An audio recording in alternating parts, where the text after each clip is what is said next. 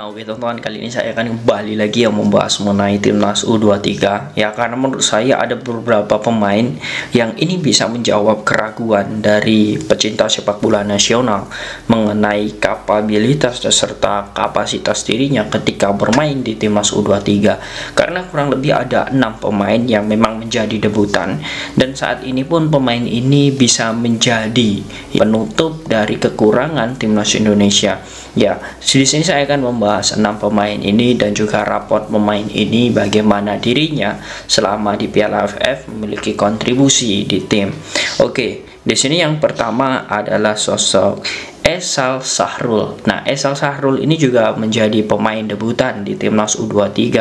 Ya, kita ketahui saat melawan Malaysia, kemudian lawan Timor Leste, dirinya memang diturunkan di babak kedua, dan saya melihat pola permainan Esal Sahrul ini ketika di klub dan juga di timnas itu sedikit ada gap atau ada kesenjangan, karena mungkin adaptasi yang memang sebegitu cepat ya, kemudian TC juga kita ketahui tidak terlalu maksimal, sehingga Esal Sahrul ini ketika dimainkan oleh Sintayong ini terkadang terkesan hanya memikirkan individualnya saja, tetapi dari segi bagaimana dirinya memiliki kompetensi dalam menguasai bola itu sudah sangat bagus. Nah, Esal Sahrul ini menurut saya ya, untuk pertandingan melawan Vietnam di final ya, tentu ini bisa diturunkan ya, bisa diturunkan jika Indonesia nanti bisa mencuri 2-3 gol, karena sangat berbahaya menurut saya jika taktik yang sudah dijalankan kemudian para pemain itu tidak memiliki kerjasama. Dan menurut saya pertandingan antara dua pertandingan yang dilakoni oleh Esal Sahrul ya, menurut saya ini harus diperbaiki jika memang dia dipercaya turun di final melawan Vietnam. Nah, kemudian yang selanjutnya ini ada pemain back ya, dan menurut saya ini akan diturunkan oleh Sintayong karena mengisi di back kanan. Mengapa demikian? Karena Sintayong pun sudah mengatakan bahwa sosok Bagas Kava itu tidak bisa main karena dia cedera, dan kemungkinan kecil bahkan untuk bisa menjadi starter. Nah, artinya Robby Darwish ini nanti bisa mengisi di lini sayap kanan ataupun di lini bek kanan. Ini menjadi hal yang sangat bagus karena ketika melawan Thailand terbukti sekali sosok Robby Darwish ya.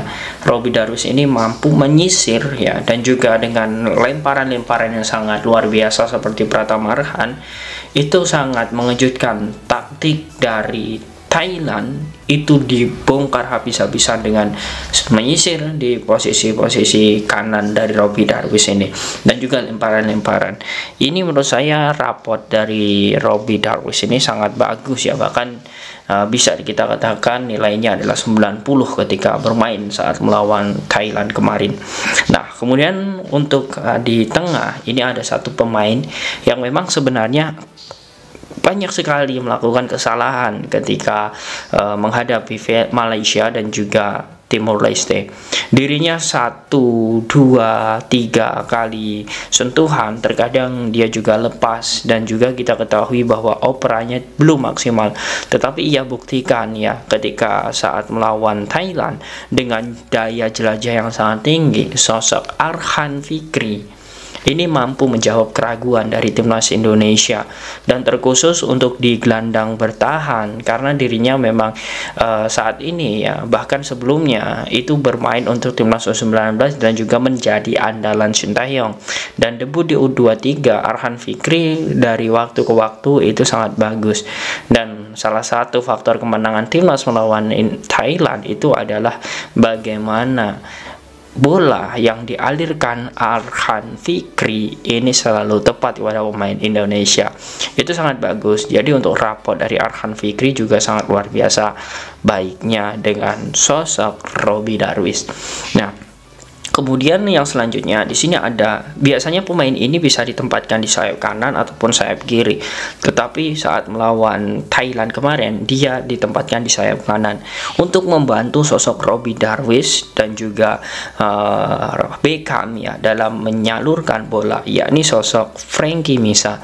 Frankie Misa memang sudah tidak asing lagi bagi pecinta sepak bola nasional. Di U21, U19 dirinya juga menjadi pemain starter, dan ini adalah debutan yang sangat luar biasa di timnas U23. Frankie Misa ini pola permainannya sangat luar biasa dan dirinya memiliki bagaimana speed ataupun sprint yang sangat bagus sehingga para pemain musuh itu sulit untuk menghentikan larinya. Frankie Misa ini juga sangat luar biasa debutannya, dan walaupun ketika melawan Malaysia ya dirinya juga dihujat karena memang terlalu lama ketika menguasai bola, dia mulai berbenah dan ini sangat bagus, modal bagus untuk melawan Vietnam nanti di final. Nah, kemudian yang selanjutnya ada sosok Ade Arel. Nah, Ade Arel ini di saat melawan Malaysia itu kita ketahui banyak sekali ya, mungkin kita semua kurang terlalu suka dengan permainan Ade Arel. Dia banyak sekali melakukan kesalahan, bahkan kesalahan dirinya ketika melawan Malaysia ya, akibat pelanggaran di kotak penalti itu merubah jalannya pertandingan. Namun ya, ini adalah proses dari Ade Arel untuk bisa ya menjadi bagian penuh dari timnas U23 di kualifikasi Piala Asia. Artinya dengan debutan Ade Arel ini dia masih bisa berbenah. Ambil saja contoh seperti Edo Febriansyah. Awalnya ketika dia bergabung bersama timnas di Piala AFF di Singapura, dia sangat banyak sekali dihujat oleh netizen karena permainannya ini sangat tidak terstruktur sekali dengan strategi timnas Indonesia. Begitupun dengan Ade Arel saat ini. Menurut saya ini adalah pemain muda, masih 20 tahun, dia masih memiliki beberapa karakteristik untuk tampil gemilang di event selanjutnya. Jadi jangan sampai kita terlalu over ya, jangan sampai kita menghujatnya, tetapi kita harus mendukung Ade Arel ini agar terus berproses untuk lebih baik demi lini pertahanan timnas Indonesia. Dan menurut saya Ade Arel ketika saat melawan Timor Leste mulai menunjukkan bagaimana perbaikan dari kesalahan Malaysia dan diturunkan di menit 78 menggantikan pemain timnas Indonesia ya.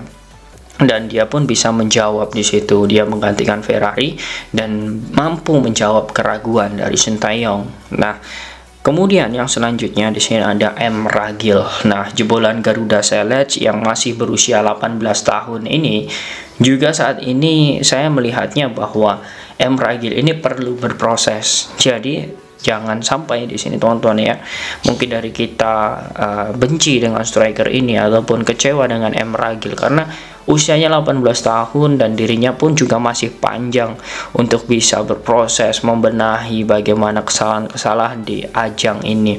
Karena tujuan Sintayong ya, di sini saya melihat ketujuan Sintayong untuk Piala AFF ini bukan untuk mencari gelar, tetapi untuk menambah jam terbang, menambah pengalaman, menambah kekuatan mental dari pemain-pemain muda timnas Indonesia. Terbukti saya yang dibawa Sintayong untuk Piala AFF ini rata-rata usianya 20 tahun. Paling tinggi adalah 22 tahun. Dan ini pun kita bisa melihat bahwa sebenarnya Indonesia, jika ya kita lihat dari acuan Piala AFF kali ini dengan gaya permainan seperti Thailand saat melawan Thailand, saya yakin sekali di kualifikasi Piala Asia, bahkan di Piala Asia U23 Indonesia bisa bersaing. Mengapa demikian? Pemain baru tersebut, 6 pemain baru tersebut ya, itu saja ada beberapa pemain yang sudah menonjol seperti Frankie Misa, Robbie Darwish ya, dan juga beberapa pemain lainnya seperti M Rifki ya, yang juga sudah pernah dipanggil oleh timnas U23. Artinya saya melihat ketika nanti ada ketambahan Rafael Struijk, Ivar Jenner, Marcelino Ferdinand, Witan Sulaiman, Pratama Arhan, Rizky Ridho ya, Adi Satrio, dan juga beberapa pemain-pemain lainnya yang masih memiliki usia 23, saya yakin masa depan timnas Indonesia itu akan cerah, ditambah dengan 6 debutan ini yang selalu berproses dengan baik. Ya, walaupun nanti akan ada beberapa pencoretan di kualifikasi Piala Asia, Tapi saya yakin di sini bahwa 6 pemain ini juga ingin terus ya bergabung bersama timnas Indonesia. Nah, itulah teman-teman, jika saya melihat dan berkaca dari raport dari 6 pemain ini, ada beberapa yang sudah maksimal, ada yang belum. Tetapi saya yakin Sintayong mampu membentuk taktik yang sangat hebat untuk timnas Indonesia, dan juga bagaimana bisa mengarungi beberapa event ke depan dengan maksimal. Karena saya melihat potensi para pemain-pemain timnas muda Indonesia itu sudah diorbitkan dan memiliki jam terbang yang sangat bagus. Nah, bagaimana menurut kalian teman-teman dengan 6 pemain ini? Apakah kalian yakin nantinya timnas Indonesia mampu untuk bisa bersaing di level Asia ataupun ASEAN, atau bahkan level dunia untuk di U23 ini? Silahkan kalian tulis di kolom komentar.